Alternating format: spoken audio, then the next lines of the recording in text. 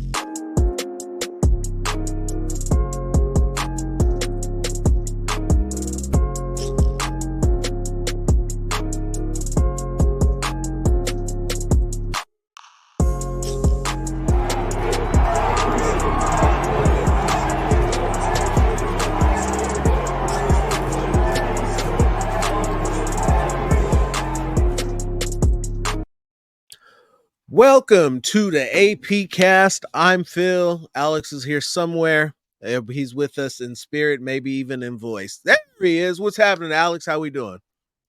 Phil, man, I am great, and that is about time. Man, that was clean. That was crisp. You Beautiful. like that? Love it. Love it. That's what everyone Credit to deserves. That's what the fans deserve. an official introduction. As you can see, said I'm Phil. He's Alex. This is the AP cast. Welcome. Gonna hop right into it and get to it. What Russell Wilson gone bye-bye. The story that was just insane with how a team decided they just simply were gonna ask a player to void injury guarantees in his contract or he was gonna get benched.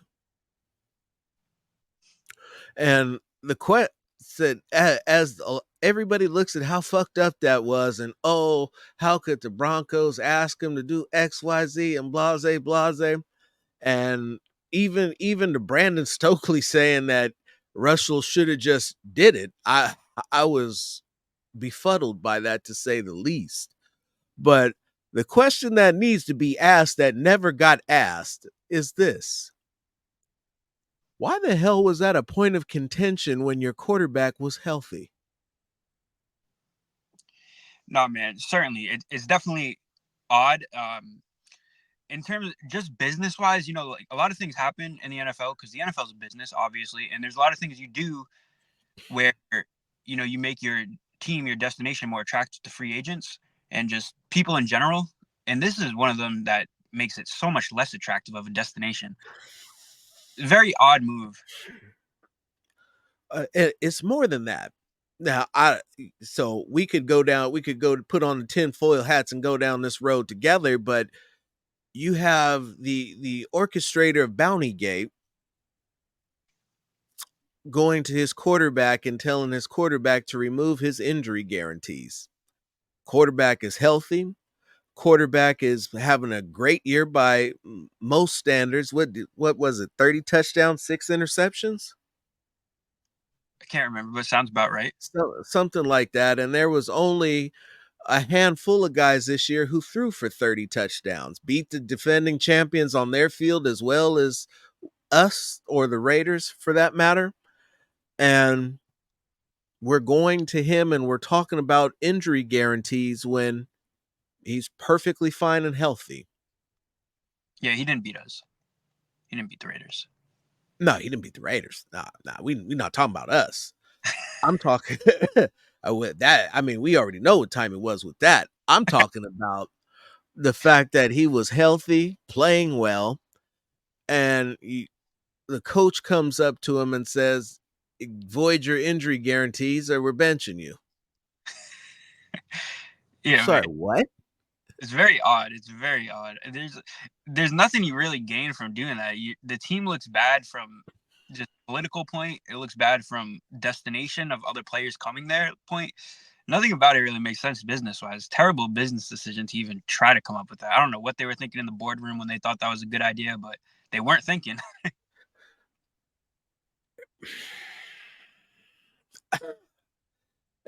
They couldn't have been. I mean, because like you said, I don't know how the only people that at this point should want to go to the Broncos and sign any type of deal that might appear to be somewhat lucrative are people who can't get it from any place else. Because that is not how you do business in today's NFL, and that's going to be that should be a move that haunts them for a while at least. But I'm gonna keep it rolling. We're gonna talk about the combine. So there was a whole big thing. Yes, we love the combine. There are many, many guys out there. I'd love to sit here and talk to you about each and every one of them, but I'm not going to. So I didn't watch all of it like that. I watched a certain particular groups because I was looking for something and wanted to get some more information. I've been on record saying that the combine and the Senior Bowl, for that matter, just ain't what they used to be. For all the hype and hoopla, you're not seeing a whole lot. You're starting to see more and more of the premier guys not test, not they're not even allowing themselves to be medically examined at this point. Yeah. So this year I didn't go to the combine, and it reminded me that the combine is actually much better to watch from your home than be there. 'Cause it there you don't. It's not a bad experience actually. It's pretty unique experience, but unique isn't always great. And at home, it's just such a much better experience, and you get to see so much more from at home. You really do that you miss when you're there, and plus you can run it back at home too. You can run it back as many times as you want. Man, one thing that I ran back was Xavier Worthy from Texas broke the combine record for the 40. That dude can flat out fly. Doesn't have much to do with the Raiders about the last thing that they need, but that dude, oh man, he's deadly. What are you talking about? That man was getting drafted at 13. Guaranteed. Yeah, guaranteed he's getting drafted at 13. I can see Al point down from the heavens. Him. That dude can fly. I mean, there was a ton of people that could fly. We're talking defensive ends, and man, every year it seems like they just get more and more athletic across the board. Really, Big men are different these days. no, Big men big men are different these days. Before we even get into the biggest of the big men, the guy while we're all hearing about Byron Murphy this, Byron Murphy that, and he had a good combine. He yeah. definitely looked smooth. He looked all the parts to what everybody has said about his game.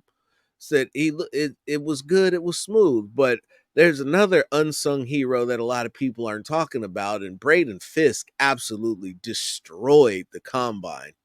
Mm-hmm. Mm-hmm. Yeah, man. To be honest, the defensive tackle group is actually defensive line. It's there's no like Will Anderson this year, but it's very consistent. Really, there's a couple of guys that you could really argue, maybe not so much at 13, but guys that just come in and produce, man, all around that area. You even got Jerzon. I mean, you got a good class, man. Yeah, there's a lot of guys. Like you said, this is a good year for the line crop on both sides of the ball. The offensive linemen have gotten considerably faster, and gone are the days where you see the big old guts hanging over the belts and the big uglies up front. These boys are moving No, just the same as everybody else because they got to get up the field to block, and you can't carry extra weight that far that fast. yeah, no, But certainly. And there's a and Ian, speaking of tackles, because obviously left tackles firm with Colton Miller, and that eliminates Joe Alt and others. But one guy, J.C. Latham from Alabama, right tackle, he's going to be a pure right tackle. And I'm not saying Raiders should get him, but I am saying that it would make sense if they do. Right tackle class is weak, free agency. They're going to lose Illuminor, perhaps. See what's happening there. But either way, he'd be there for years to come. no, for sure. And actually, there was a couple guys in there. Now you hear about Powers Johnson at Yeah, center, but Tanner Bortolonini, or I'm butchering his name. I think it's just Bortolini. Has played every position on the offensive line, and he looked good. Yeah. He looked strong. He definitely made himself some money and showed what he was about. One of the group that really impressed me was the FCS guys. All of the South Dakota State offensive linemen and CJ Henson. I didn't even recognize the school that he played for based off the shield, but those were some guys who's had really good mobility, and I would, if they were a little bit bigger, I'd be able to pull the trigger. But as UDFAs, if they don't get drafted, those would definitely be some guys that I keep an eye on. The center from Liberty, uh, is Zavau or something. He Gottlieb was a lot better than I had. I was just unfamiliar with this game. I can't even say I was. It was better than anything. I was just unfamiliar with this game. But he went out there. He showed some movement skills that definitely would can be utilized when, especially since we're looking to get bigger at that, a little stronger, more stout at that position. I don't see him getting pancaked on the goal line.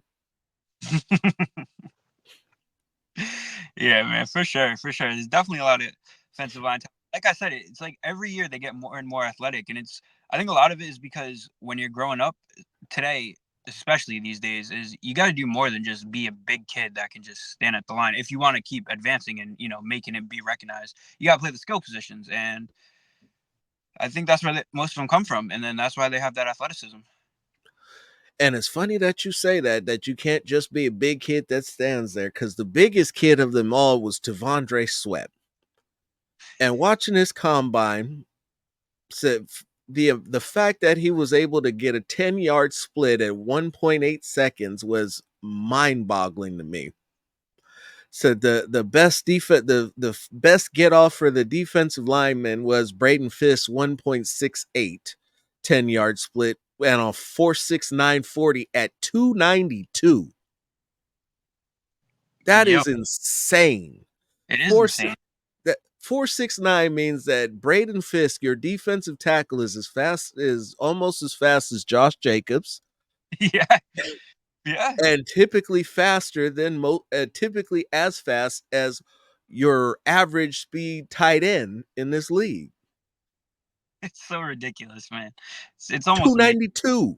Yeah, it's almost make believe because he's a big dude, like you said. And then you step up in weight class again. Tavondre Sweat with the 1.8. That's blistering for a dude that's 366 pounds. Christ, yeah, yeah, it And really is. that wasn't even the craziest part about it. The craziest was the 4-bag agility drill. And at first, and you could look at it and I could say it wasn't mind blowing. It wasn't, oh my god, he's got crisp, clean footwork. He's tap dancing out there. This is a 366-pound dude Mm-hmm. that is moving effortless. Yeah, it's efforted, but I mean he's 366.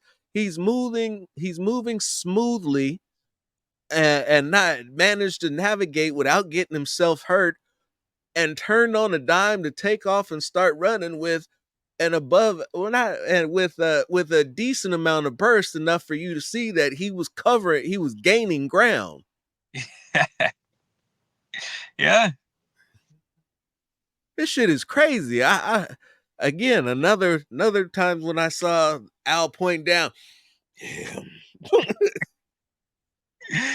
yeah, man. It's unfortunate that all this is happening as Al's passed away. That they're just every position across the board faster and faster. We just saw a guy, like I just said, Worthy broke the record for a combine 40 time. I mean, that's a receiver, so I mean, it's still impressive. I mean, that's the record, but you know what I'm saying? It's every position: defensive end, offensive lineman, receiver. It's everywhere. It's fucking ridiculous. Said, we're trending towards you seeing a 4 flat in your lifetime. Yeah, no, you're not even joking. You're not even No, joking. not even, because you're not that far off now. And look, just for about the record stuff, I know that there's some people, we got Devin Hester, Julio Jones, that had some injuries during the combine, so they couldn't run at their full strength if they even ran at all throughout history. But still, it's the fact that like is every position, man. Even the people that aren't breaking records are basically breaking records in their own right, Yeah, all across the board. all across the board. But the one down part to the combine is the people that don't show up and don't show you what you can do, show what they can do. We can talk about all of the guys who were there, and there were a lot of them. I could run you through the names of the linemen. There were quite a bit of them. Xavier Gottlieb, Christian Haynes was very impressive. Christian Jones actually started to look better and better to me in space. The tackle from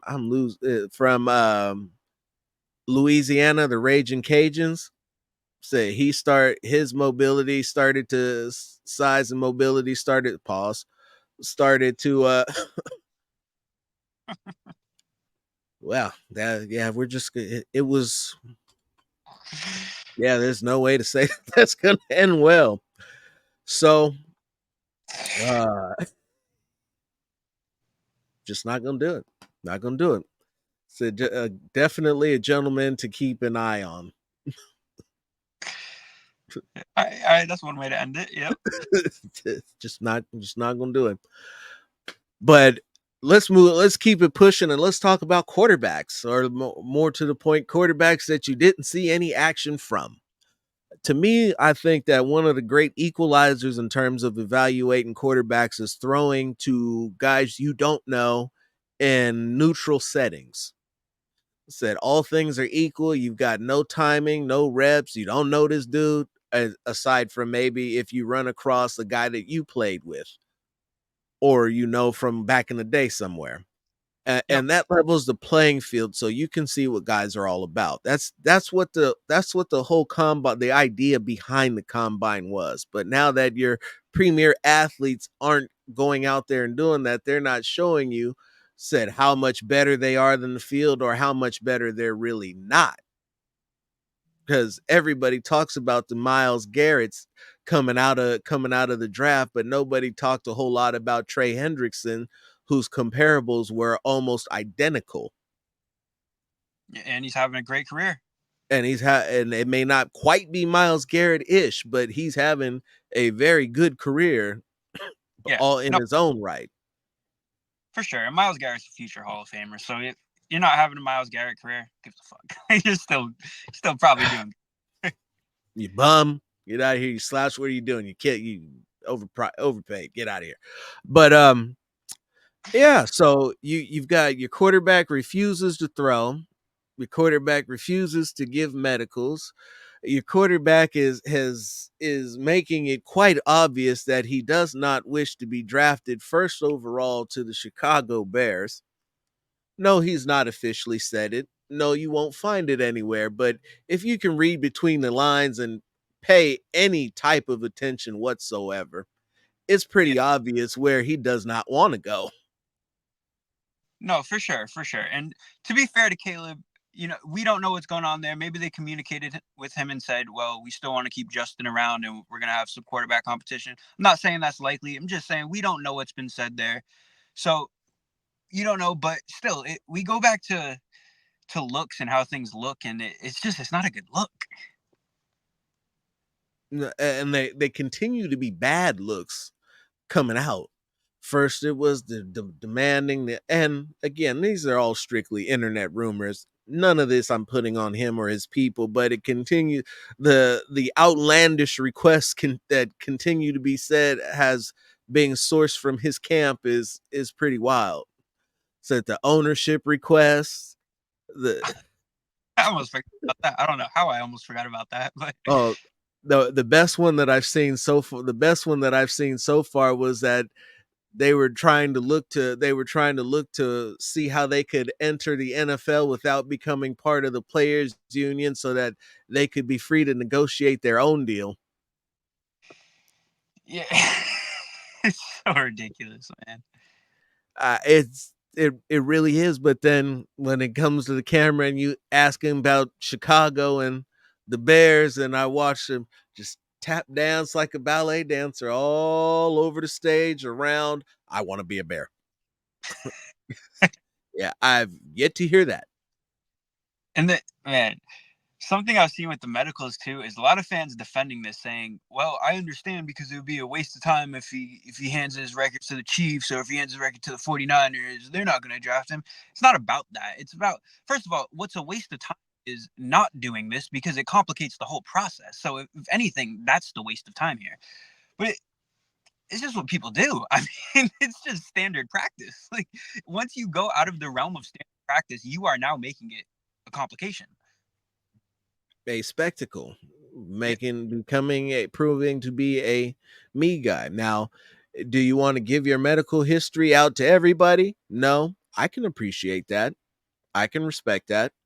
But at the same time, you're not coming to work out. You're not allowed, you're not doing any measurables. You're not giving meds. You're having interviews which you clearly demonstrate that you feel as though you're above this process and you don't want to be there. Yeah. No, pretty much, man. Pretty Um much. I mean, listen, I get it. Everybody doesn't want to have a camera in their face and all that other stuff, but this comes with the territory, especially if you want to be the number one draft pick. No, for sure. And for everybody watching, this isn't us saying that. Well, I can't speak for Phil, but I'm pretty sure I can. We're not trying to trash Caleb Williams and say he's going to be a bust because of this, or he's undraftable because of this, or any of that stuff. But we're just saying, like, not a good look. This is not a good look. It's bordering on unprofessional. Oh, We'll keep it a buck. It's bordering on unprofessional, and in terms of the National Football League, you don't want to be that guy.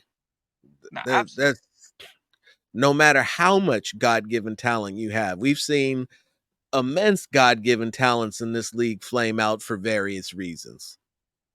Yeah. No, certainly, certainly, But certainly.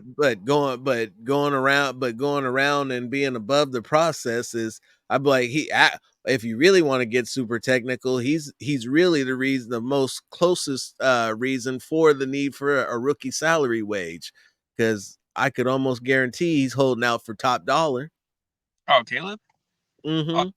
oh yeah, yeah, absolutely, Right. man. And I say, get your money. Don't get me wrong, but I mean, No, for sure.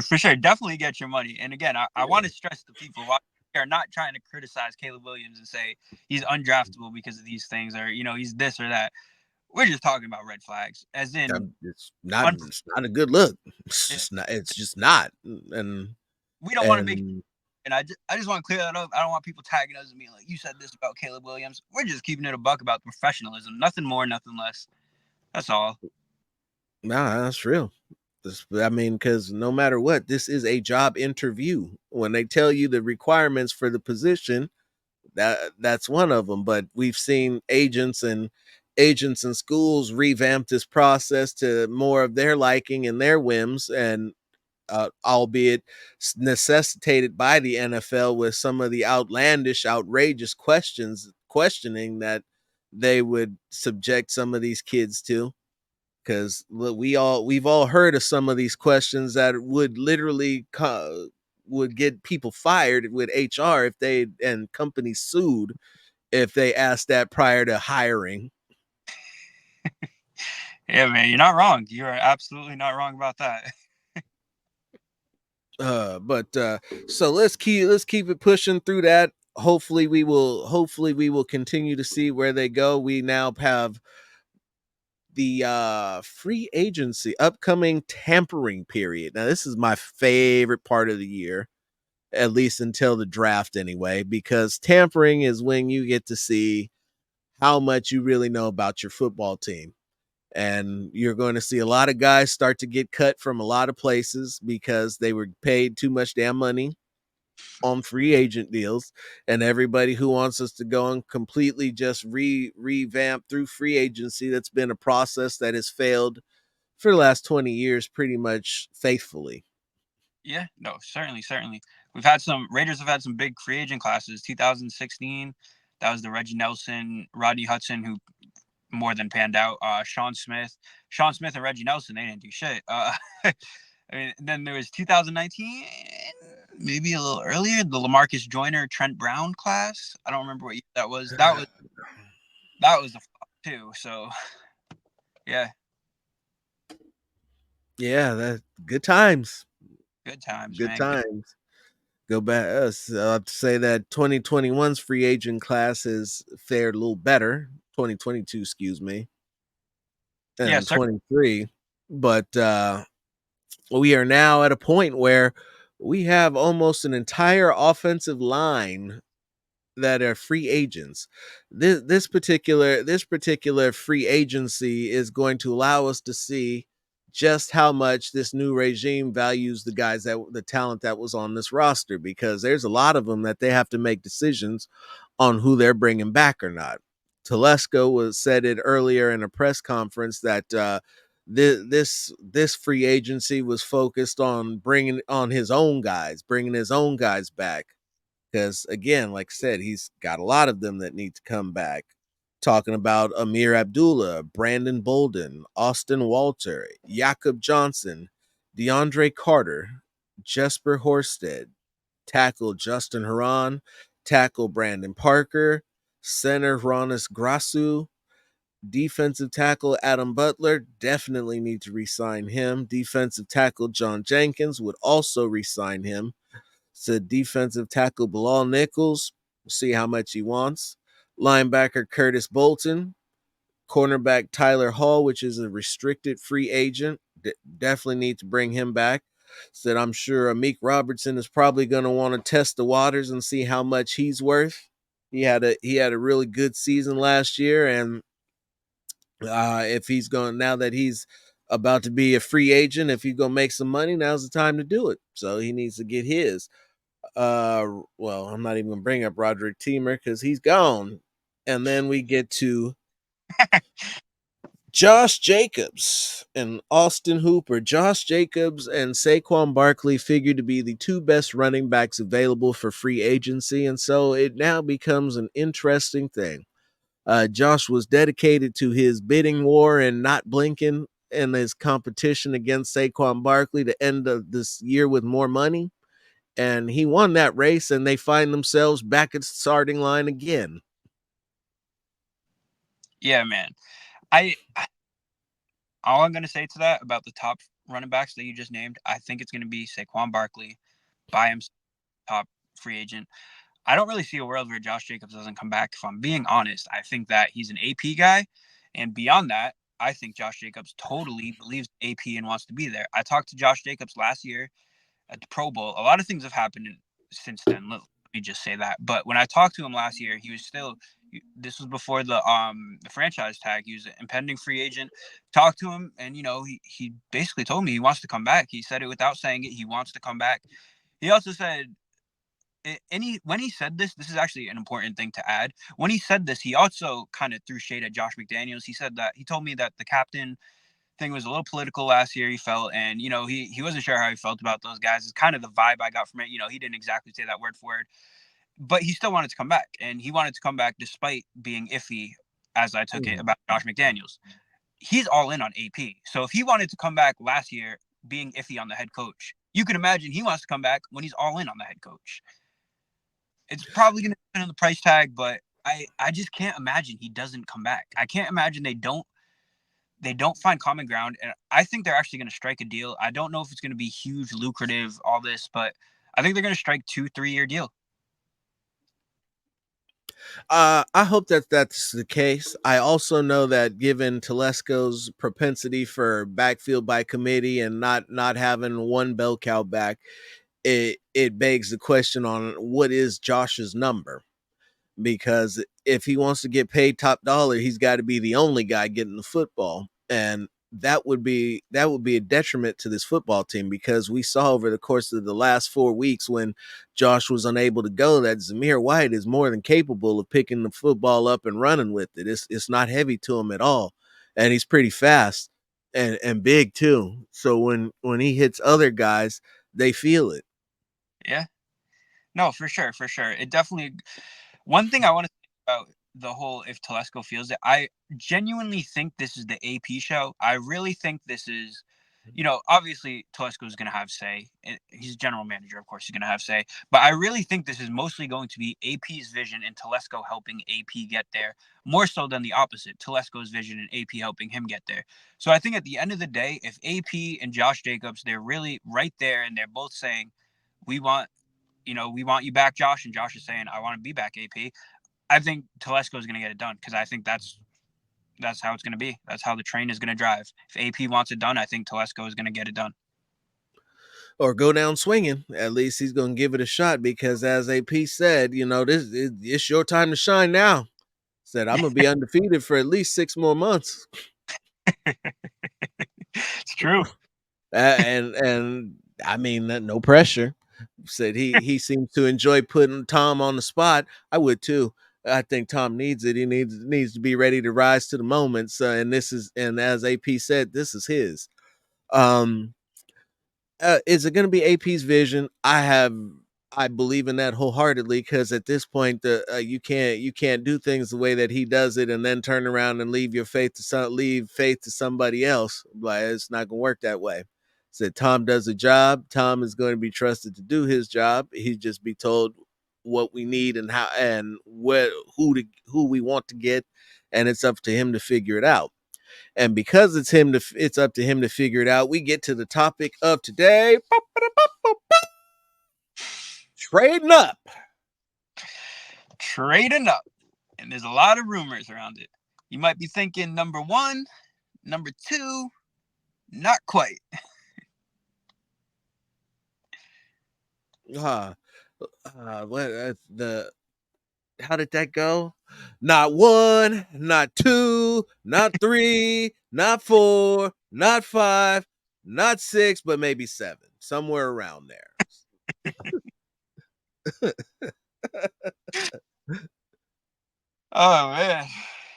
What's your thoughts, Phil? Listen, I'm all over the place. I am if you trade now, here's what I do. If you in all seriousness, here's how I feel about that. If you are planning to trade up, whether it's to 1, whether it's to 5, whether it's to 7, whether it's to 12, if you are trading up and you're committing capital to move up, you better be going to go get your guy. And if your guy is JJ McCarthy or Bo Nix, I'm going to be sick. You've subjected me to James Richard Garoppolo and Brian Hoyer last offseason. You had an opportunity to sign Lamar Jackson to pay him what he was worth to get an MVP caliber season out of Lamar Jackson, and you decided that, you know what, we got Aiden O'Connell. It's all good. We were going to draft Hendon Hooker, but instead we got this tight end, and now we're going to go to the bottom of our board here and look at this guy that absolutely nobody knows, who can come out and be solid, be a spot starter for the remainder of the year, and that's why we just couldn't pull the trigger on trading up to 2 to get CJ Stroud. We can't have that type of mentality, that type of approach. So if you're going to move up, you're looking for somebody who's going to be a difference maker, who's going to be the guy for years to come, dynamic, answering every bell, answering every call. That's a long-winded way to say that if you're going to move up, you better damn well get your guy. If it's going to be Caleb, get Caleb. If it's going to be Drake, get Drake. If it's going to be Jaden Daniels, and I'll say this, I don't believe I've said it on our program, so I'll say this. There is a whole lot of attention, drama of this love fest between AP and Jaden Daniels, and the connections that they have, the connections that he has to other players in this league. And it's really honestly and truly being played up.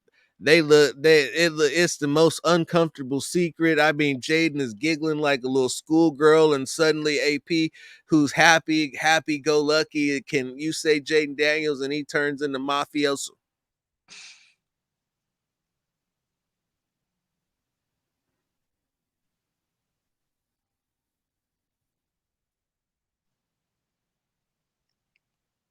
From the happy go lucky AP guy that's always smiling and cracking jokes. You don't believe me? Go back and watch every time he's ever asked about Jaden Daniels. Watch his face. Just watch his face. It's all business. Yeah, man, you're absolutely right, and that's that Arizona State connection right there. All business. I mean, it's such a horrible, it's such a but then you also start to look at what some of these other teams above them are doing or higher in the draft. They're your ones, twos, and threes. Washington is in a full-blown fire sale, just tearing it down all the way to the studs and rebuilding. They're not drafting a quarterback. They got their quarterback would be Bryce Young, the just the number 2 overall draft pick, only in draft position because he'd be down there with absolutely nothing to work with. No, well, let me walk that back. They still got Scary Terry and Jahan Dotson, but after that, you got no offensive line. You got running backs you don't believe in, no tight end, and Dan Quinn is your head coach. Yeah, they just cut their tight end. Yeah, it's always hurt anyway, but yeah. And Cliff is coming back, coming to make his triumphant return as an OC.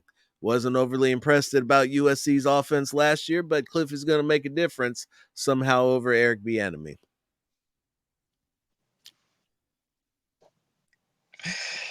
Yeah, The New yeah. England Patriots are rumored to be bringing back Jacoby Brissett as a bridge quarterback. You know what a bridge quarterback tells me? Means that we like somebody other than these quarterbacks to draft. Our pick is up, available for trade.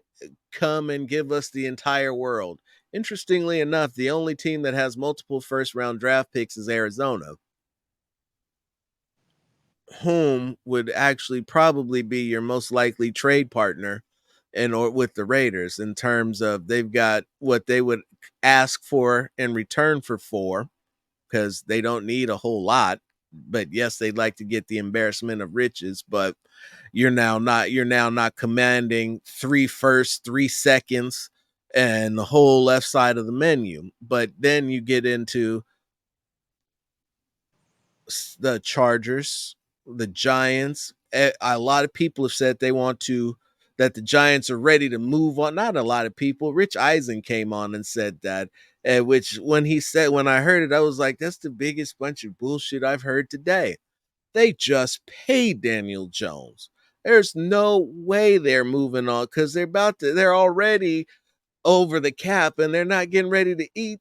No, they were at 38 million, excuse me. They're not getting ready to eat his entire salary to leave them with what, 2 million in cap space and a need for a quarterback. I mean, come on, what are we talking about here?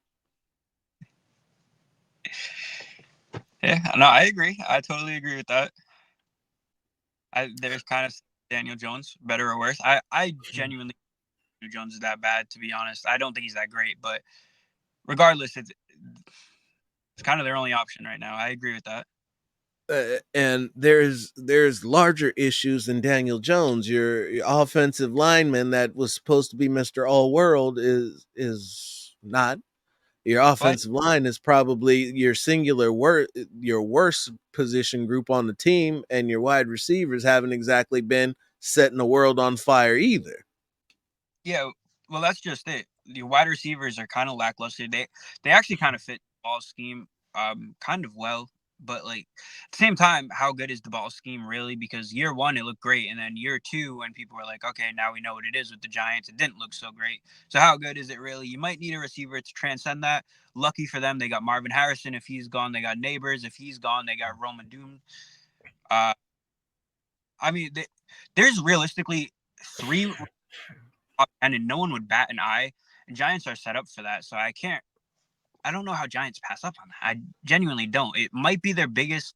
I mean, they have some holes defensively for sure, but we go back to Daniel Jones getting all that money, and you kind of at some point, it's not just we're stuck with him. It's like, okay, well, we got to make this guy work.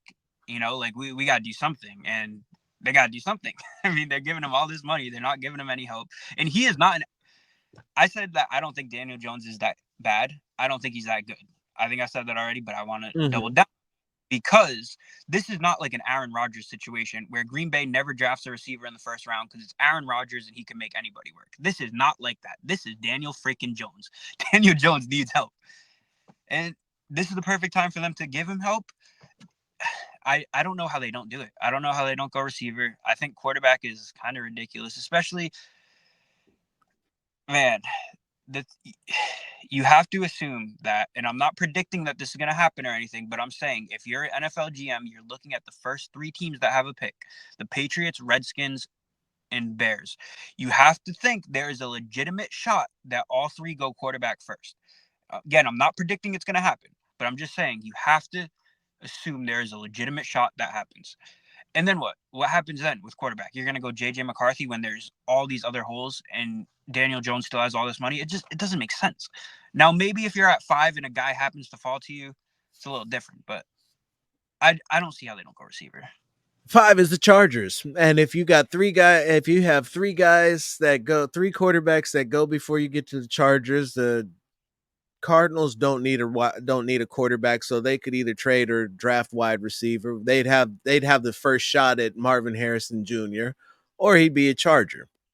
And then in which case you'd be looking at probably Rome or any Keon Coleman or any number of exotic wide receivers that will be joining Justin Herbert and the Chargers and Jim Harbaugh. Now the good news is that Jim Harbaugh doesn't really throw the ball a whole lot, except for the one or two guys, in which case it'll probably be Mike Williams because he's the biggest guy. But you keep going, and the Titans don't need a quarterback. And if the Bears drafted 8, and if they've already drafted a quarterback, they don't need another one. And you start getting into the Jets and a couple of other guys. Denver needs a quarterback. I pray to God with all my might and soul that they draft Bo Nix. I think he'd be perfect for that offense and system. Nothing but high percentage short yardage passes. Never ask him to throw down the field. Have his own personal slant boy. It'll be over. Mm-hmm. It will be. It will be. Even with all the nice things we previously said about the organization at the top of the show. I mean, they're a special organization, man. There's no doubt about it. World I, class. I'm thankful for them, man. World class. Number one in horseshit. But so we've talked about that. Trading up, get your guy. Let's say that you don't trade up to get this. And this is where I think is the most interesting topic that's not being had. If you don't trade up, and this is where a lot of people get to having to check their valuations and see how much they like a guy or not. And once you get to about the 10th pick, hype dies down. Now you got to really know have done your homework. Is the guy that you're going to get be better than this other guy that you might have been able to wait and get later? And I would pull the trigger and draft Michael Penix Jr. at 13 and be thrilled. Oh no, I me would too. be absolutely overjoyed. And then I would really be looking almost called him Ziegler, but to Lesko to be working magic all the way through the rest of the draft, because there is so many guys that can fill the holes on this team and can be that guy, or at least have shown as prospects that they have the physical capabilities to be that guy, because there's more than just the physical. But coming out of the combine and with game tape, there's a lot of guys out here that can make a difference on this team in a plethora of positions along your offensive line. At wide receiver, you can get a fast guy, get some speed, linebacker, corner, safety, defensive line. This team needs Devondre Sweater, Braden Fisk. I'm just gonna put it out there and start the movement. They need one of those two guys. If they manage to be able to pull off both of them and Michael Penix Jr., I don't I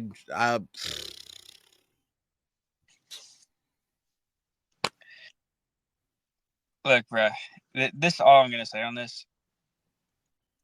I support them going and get their guy, but we have to understand that going to get your guy means you kind of overshoot it. And the reason why you overshoot it, as in the pick that you're trading up, you overshoot it because there's no redos. So you're thinking there's almost a 0% chance that this guy is going here. We're not saying that there's a 13% chance that this guy will be gone, so we're trading here. You're skipping over the 13. You're overshooting it. You're making sure there's no room that anything happens. You are going to get your guy, and 100% he will be there.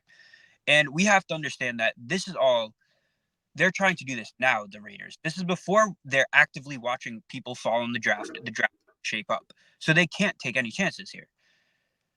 That said, if you are going to trade up, you don't trade to 4, 5, 6, or 7 to get your guy when the top three quarterbacks could very well go 1, 2, and 3. It does not make sense. If we're doing this during the draft, it's a little different because we could see one of the guys potentially there at 4, trade up, get your guy. But we're talking trade up 4 to get Jaden Daniels, trade up 5 to get Jaden Daniels. There's a very good chance he's gone top 3. And then what? And now you just look stupid. You gave up assets for what? Your guy's gone. Now you can draft Michael Penix, sure, but you could have drafted him at 13. It just doesn't make sense to me. If they're going to trade up and get their guy, it has to be a top 3 pick. You have to leave all certainty off the board, on the board, sorry, where you can get one of the top 3 guys. You have to. You have no choice if you're going to do it. Otherwise, stay at 13, get Penix, like you said.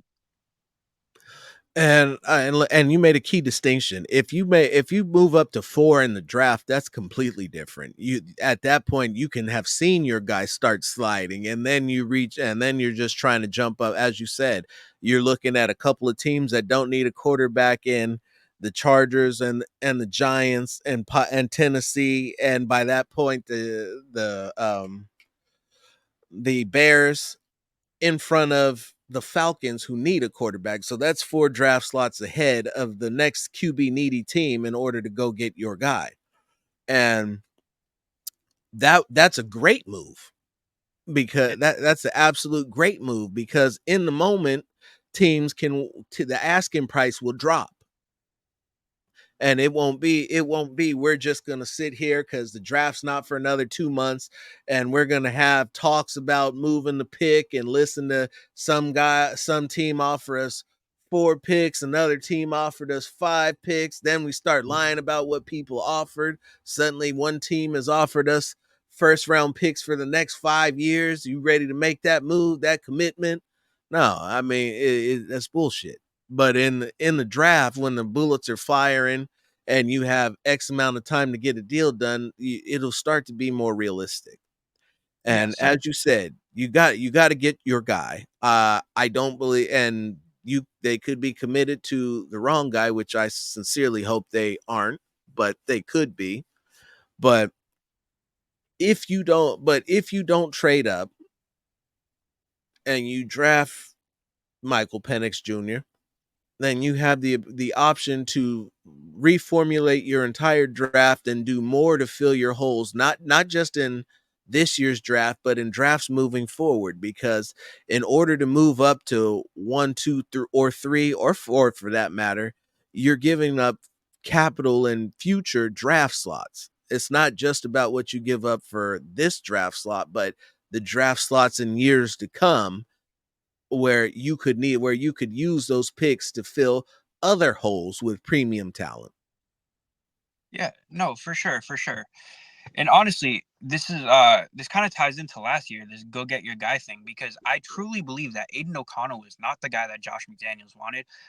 I really think it was Jake Hayner, and quarterbacks just started going off the board in the 4th round before the Raiders picked with Aiden O'Connell. End of the 3rd and beginning of 4th, guys started flying off the board, and it seemed like Aiden O'Connell was just, well, we got to get a quarterback. Like now, guys are coming off the board that we didn't expect to come off the board. You got to avoid that, and especially in the 1st round, if you have a guy, because Jake Haener probably wasn't their guy, as in he's a guaranteed Pro Bowler and he's going to do this and do that. He was just the guy in that class that they really liked. But if you have a guy you genuinely believe is a franchise quarterback for years to come, you go get him, man. You can't sit there. That's how you end up with Aiden O'Connell.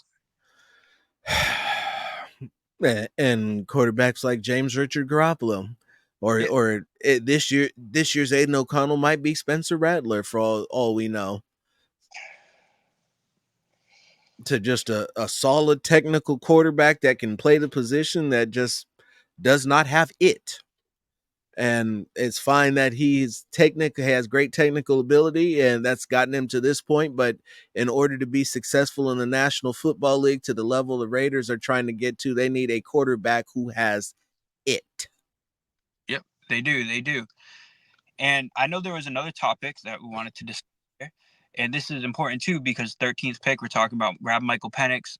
Then we talked earlier about defensive tackles. We talked all about the interior guys, but then you have Chris Jones, who's a free agent. You have Christian Wilkins, who's a free agent.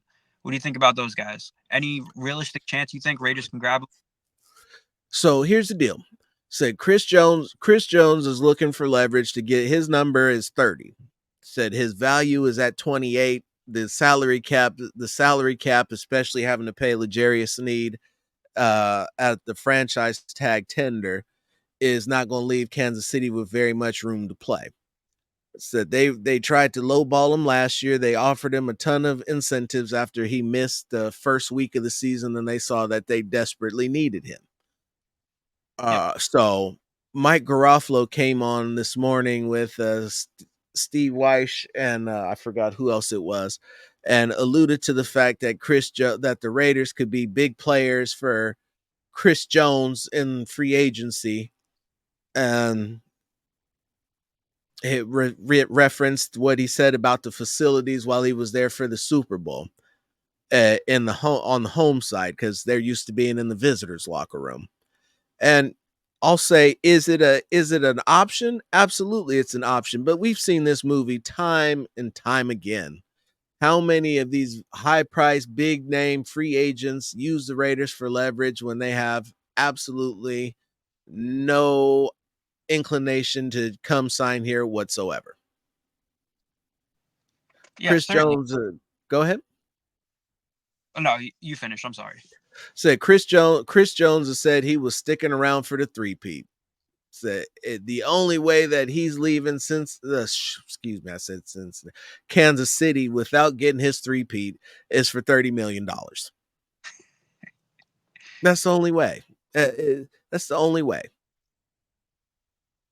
Yeah, I was pretty much going to tack on to, I was going to say exactly what you just said before you just said it. And that's that there's really no reason for him to leave Kansas City. I mean, he's trying for the three-peat. That means they just won 2 in a row. He was a vital part of that. His home's in Kansas City. That's his community. There's no reason for him to just pack up and leave. And I mean, I'm not saying it's impossible. Raiders throw enough money at him, sure, but at some point you really got to think: is it worth it? Is it not? I don't know, because the Raiders' defense look. Here's my take on it personally. Chris Jones is a phenomenal player. Adam Butler is a good player. He's not great. Bilal Nichols, good player, not great. Maybe even more so, average. John Jenkins, he played great. He is not a great player. These guys were fantastic last year because the entire defense was fantastic. And the point I'm getting at is, do you need a Chris Jones? They didn't need a Chris Jones last year for all those guys to ball out. They're retaining every single person, I believe, that's a starter. All starting linebackers, corners. They technically lost Marcus Peters, but they replaced him with Jack Jones. So corners, safeties, they're retaining all the starters outside of those guys. You don't need a Chris Jones for that defense to be effective. You don't need to give a defensive tackle $30 million. They were a great defense without him. They'll be a great defense without him again. Yeah, giving a defensive tackle $30 million is insane to me. Now to the second part of the question that you asked me, what do I think about Christian Wilkins? Christian Wilkins, on the other hand, is coming off his rookie deal, is 25 years old, and is a force. Said he's entering the prime of his career. Not to mention as his rookie year was spent under Patrick Graham. So Patrick Graham will know how to use him, know what he's capable of. There'll be the element of familiarity there. And not to mention and again, with him and Chris Jones, what they can do in terms for Malcolm Coons, what they'll be able to do for Max Crosby would be able to take this defensive line to the next level, just above and beyond, start closing in on some of your Philadelphias and your San Franciscos and all your premier defensive lines where you look up at the four guys across from you and it's like, well, take your pick. So one of these guys is getting home for the sack and gonna beat you. And we're not even talking about the continued development of Tyree Wilson with a year to continue rehabbing his foot and gain solidarity and all that other strength and functionality in there, because some of that was a lot of what you saw was him still trying to recover, not having a training camp, knocking rust off, hello rookie moments, because when you're as big as he is, it's not all, you don't always get your bell rung, but there are times when you're just not as dominant as you could be. Yeah, certainly. Learning curve. I like I like Christian Wilkins a lot more than Chris Jones. And the reason is I don't see any world where Christian Wilkins flirts with 30 million. I don't see it. I don't even know Not if I yet. see it. You do? I said not yet, but he doesn't have the Oh, two trophies behind. He don't have the two trophies behind his name either. no, that's certainly true. That's certainly true. And I like it because of that. I mean, I am not, when I say the bit I said earlier that they don't need Chris Jones, they don't need Christian Wilkins, it's not to say that, those guys are available. Well, you don't need them. Just pretend they don't exist. It's a business. You can get better, and if the price makes sense, sure, bring him in. The price is probably going to make sense for him. The coaching staff that he's familiar with makes sense. It makes sense. The Chris Jones thing, man. And this is assuming Chris Jones' words are true, that he is going to want that much money to be pried away. It doesn't make sense for the Raiders. It just doesn't. Mm-mm. No, it doesn't, and it not financially. So you could take your pick, but we've also seen the aging defensive tackle that's been a Hall of Famer come over here and mail it in, or come to the Raiders and mail it in. Mr. Sapp, I'm talking about you. Yeah, no, pretty I, much. but I would, me personally, I would much rather take a flyer and draft Tavondre Sweat or Braden Fisk and have your potential Howie Long or Daryl Russell of the future in the one of those two guys. And again, I'll say that with the way that Graham's defense is set up, and if you're looking at putting Tyree Wilson as a three technique and moving him inside, which I think would be the best use of his talent, unless of course you were able to draft both Sweat and Fisk, and then I would recommend that you switch to the 52 defense and put Tyree Wilson and Fisk at your 5 and 7 techniques as the defensive ends, and leave Sweat in the middle at the nose, and then have Crosby and Kuntz be your linebackers, quote unquote, or edge guys. That would probably be the best defensive line that they could ever hope to put together in a very long time. It would be nice. It would be pretty nice. So one can dream, one can hope, but you could you could feasibly make it happen if you don't trade up to get a quarterback in draft 1 at 13. You could. Absolutely. Absolutely. Absolutely. I just know that if the Raiders are going to trade up and they're going to give all these assets, they better make sure their hands on one of the top Trading guys. five. Trading Daniels. If that's their guy, listen, even if their guy is Bo Nix, I don't want it to be Bo Nix. You don't want it to be Bo Nix. But if that's their guy, just make sure you can get the guy that you're trading up for. That's all. And it was at this point in the program that we had to go ahead and silence this bullshit. I refuse to accept this.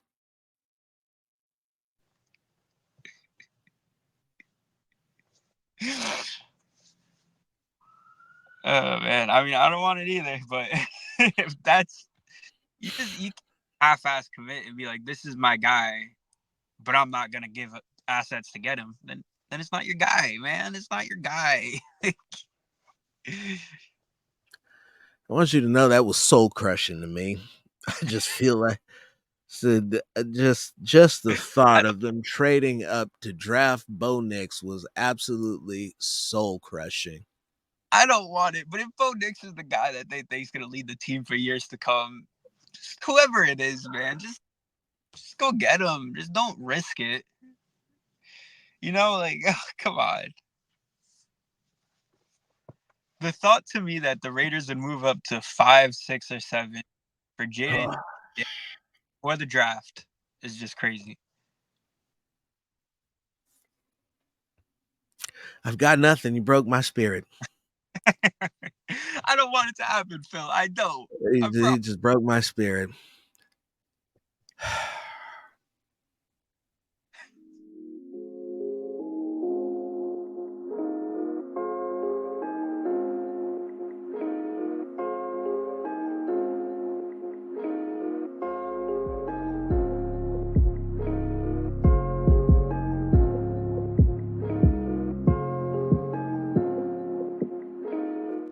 I bet you thought it was over, huh? I felt like ending that shit. That was bullshit. Over here killing me like that, about to have a heart attack, a conditioning shit, bro. Moving up the draft, Bo Nix. They better not do no weak ass shit like that. I don't keep want. it. Fuck PI. They better not do no weak ass shit like that. If you thought that, I don't even know what to say. I Phil, I don't even know what to say. I don't want it either. But I want a team that knows what they want and goes and gets it. That's all I'm trying to say. I I don't need want. somebody. I know. I need a team that knows the right things to go out and get. That's not it. I mean, yeah, that's That's true. not it. Said Bo Nix has never won anything. He went from the SEC to the Pac-12 and still went oh, excuse me. No, he didn't even get close to undefeated. Couldn't beat Washington of all teams. Washington. No, Washington. I think you and I are pretty agreement with this year's quarterback class as far as who we'd want, who we don't want. We don't want JJ. We don't want Bo. I'm not gonna lie. If the Raiders go JJ at 13, I don't know if I'd be I'd crushed. rather I'd rather roll the dice and wait to the third round and draft Jordan Travis. I mean, I'd rather go Michael Penix over anyone at 13. But if I'd rather have JJ than Bo Nix for sure. I mean, that's not even a question to me. But I don't know, man. I'm just saying. Gun to my head, yeah.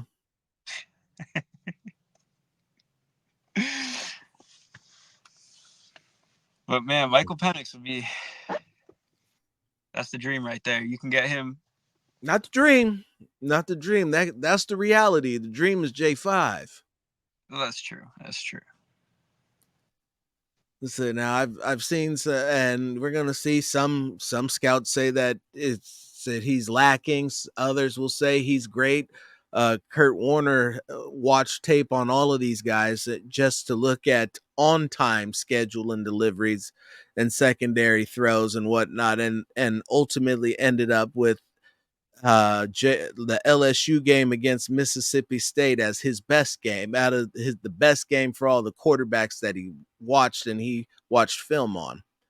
And so a lot can be said about the weapons that he had to work with, and he had a lot. I'm not going to say that there wasn't talent on the team, but that's not his fault. That's what you're supposed to do when you got a dynamic player. You're supposed to surround him with talent, and No, he delivered.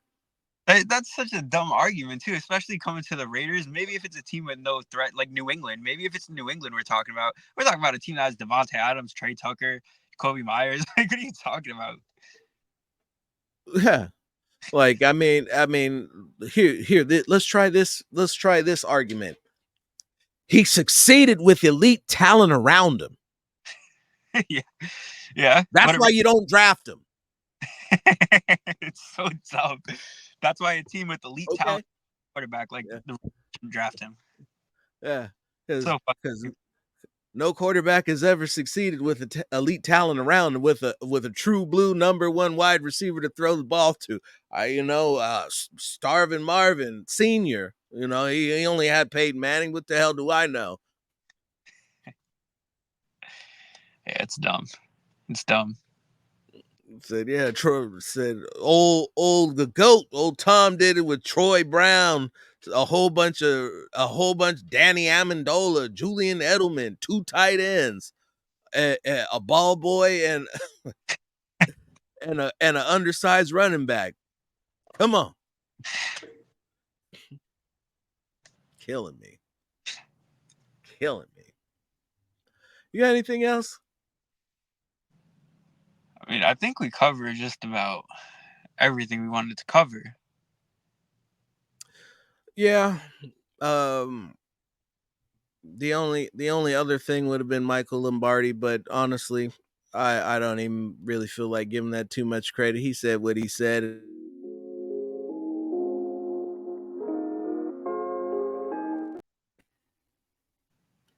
Boy, this little AP cast thing is really jumping off the thing here, trying to get it cracking. Looks like it might be time to cut out.